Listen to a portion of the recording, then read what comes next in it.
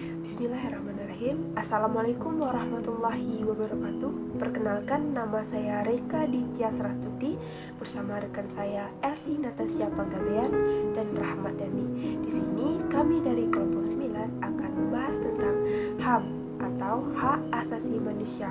Bagaimana perkembangan hak asasi manusia, bagaimana HAM di Indonesia, bagaimana hak dan kewajiban asasi manusia, bagaimana kasus-kasus HAM di Indonesia, dan bagaimana harapan penegakan HAM di Indonesia. Oke, sebelum masuk ke materi pertama, kita terlebih dahulu harus mengetahui apa itu hak. Hak ialah sesuatu yang harus diperoleh oleh setiap individu tanpa terkecuali. Hak merupakan unsur normatif yang melekat pada diri setiap manusia yang dalam penerapannya berada pada ruang lingkup hak persamaan dan hak kebebasan yang terkait dengan interaksinya antara individu dan instansi tertentu. Seperti yang sama-sama kita ketahui bahwa HAM lebih dijunjung tinggi dan lebih diperhatikan ketika zaman era reformasi dibandingkan pada zaman era sebelum reformasi. Dalam hal pemenuhan hak, kita sebagai makhluk sosial yang tidak bisa hidup tanpa orang lain dan saling berinteraksi dengan manusia lain, jangan sampai kita melakukan pelanggaran HAM terhadap orang lain demi pemenuhan HAM terhadap diri kita sendiri. Hak asasi manusia adalah hak dasar yang dimiliki manusia sejak manusia itu dilahirkan.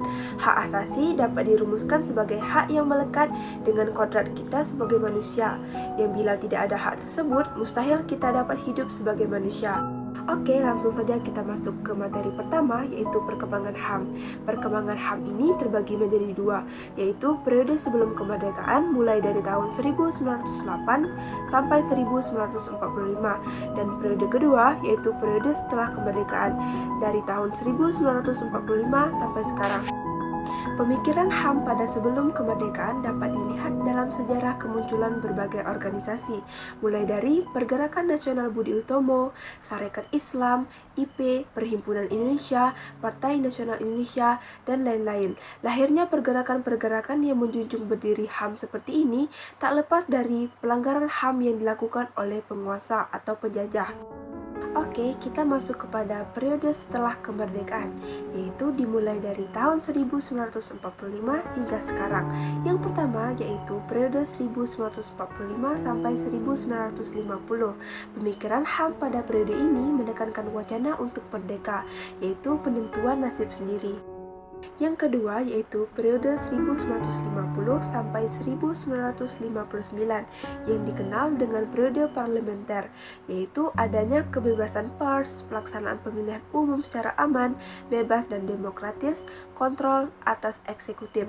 Kemudian kita masuk kepada periode 1959 sampai 1966, di mana periode ini menunjukkan masa berakhirnya demokrasi liberal dan penutup dengan demokrasi terpimpin yang terpusat pada kekuasaan Presiden Soekarno.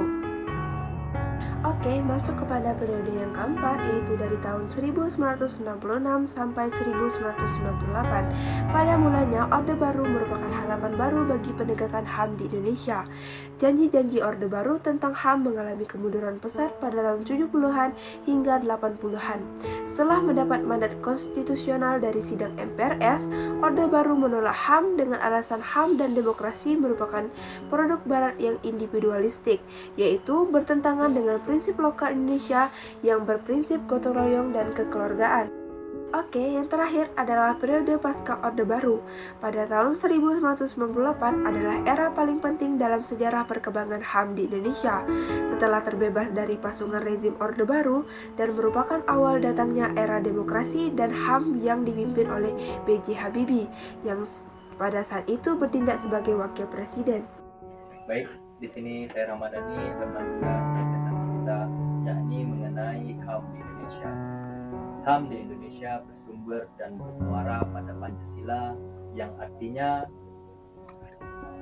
bahwa HAM adalah menjadi jaminan filsafat yang kuat dan filsafat berbangsa. Beberapa instrumen HAM yang ada di Indonesia antara lain yakni Undang-Undang Dasar 1945, Ketetapan MPR Nomor 17 MPR 1998 tentang Hak Asasi Manusia, Undang-Undang Nomor 39 Tahun 1999 tentang Hak Asasi Manusia, adalah hak asasi manusia atau Komnas HAM. HAM dapat meliputi hak-hak asasi pribadi yang meliputi kebebasan menyatakan pendapat, kebebasan memiliki agama, dan kebebasan bergerak. Baik, yang kedua yakni hak dan kewajiban asasi manusia. Hak asasi manusia atau HAM adalah pokok yang memiliki manusia sejak manusia itu lahir, yang tidak dapat diganggu-gugat.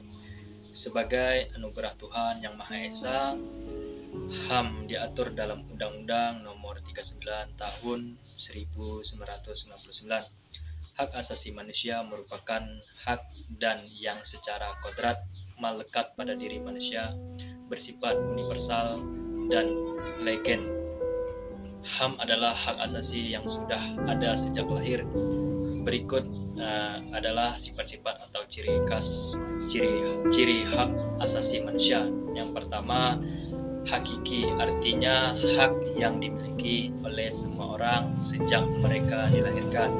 Yang kedua, universal. Hak ini berarti HAM berlaku untuk semua orang tanpa memandang status sosial, agama, suku, ras, dan juga perbedaan lainnya.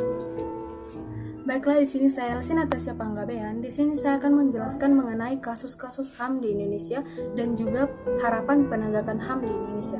Baiklah, di sini saya akan membahas tentang kasus-kasus HAM di Indonesia. Hak asasi manusia atau seringkali disingkat sebagai HAM merupakan sebuah konsepsi bahwa manusia berhak mendapatkan perlakuan yang adil dan setara. Akan tetapi, masih banyak pelanggaran HAM yang belum tuntas di Indonesia.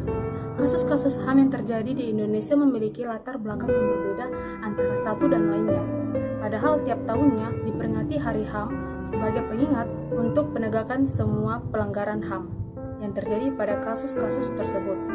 Di Indonesia sendiri, Ketua Komnas HAM menyatakan memang terdapat beberapa berkas yang masih tertahan terkait kasus pelanggaran HAM.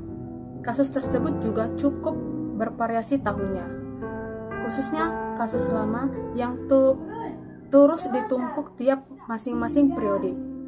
Berikut merupakan beberapa kasus HAM yang masih belum diselesaikan di Indonesia, bahkan sampai sekarang, sebab Komnas HAM hanya dapat melakukan kewajibannya pada tahap penyelidikan, sedangkan tahap lanjutnya merupakan hak dari Jaksa Agung. Baiklah, kasus-kasus yang pertama yaitu adalah mengenai pembunuhan Munir. Pembunuhan Munir merupakan salah satu kasus HAM di Indonesia yang belum diusut tuntas. Dan yang kedua yaitu adalah pembunuhan massal tahun 1965, yaitu adalah mengenai pembantaian setelah G30 SPKI, merupakan salah satu pembantaian massal terparah di Indonesia. Yang ketiga itu adalah Tanjung Priok 1984. Peristiwa Tanjung Priok merupakan salah satu kasus HAM pada tahun 1980-an. Dan yang keempat yaitu adalah tragedi Semanggi dan kerusukan Mei 1998 atau disebut dengan Trisakti. Tragedi Trisakti merupakan salah satu kasus HAM pada masa Orde Baru. Dan yang selanjutnya yaitu adalah kasus Marsina. Marsina merupakan aktivis buruh yang dihilangkan dan dibunuh. Dan yang selanjutnya itu adalah pelanggaran HAM di Aceh. Aksi represi dan pembatalan GAM di Aceh merupakan salah satu kasus pelanggaran HAM di Indonesia. Akibat dari operasi militer ini, ada beberapa kasus pelanggaran HAM yang terjadi. Dan yang selanjutnya itu adalah kasus tragedi Wamena. Tragedi Wamena di Papua merupakan salah satu kasus pelanggaran HAM di Indonesia. Dan materi selanjutnya itu adalah harapan penegakan HAM di Indonesia. Dan sanksi HAM di Indonesia sebenarnya sudah baik, namun hanya tinggal pelaksanaannya saja. Itu sebabnya di Indonesia masih banyak perampasan HAM, pembunuhan, dan lain-lain. Solusi agar HAM berjalan baik adalah pemerintahan harus selalu menyadarkan masyarakat dan pentingnya HAM, terlebih dari kepada pelajar yang dengan harapan agar mewujudkan generasi penerus yang cerdas, mengerti tanggung jawab dan hak, serta saling menghormati HAM orang lain.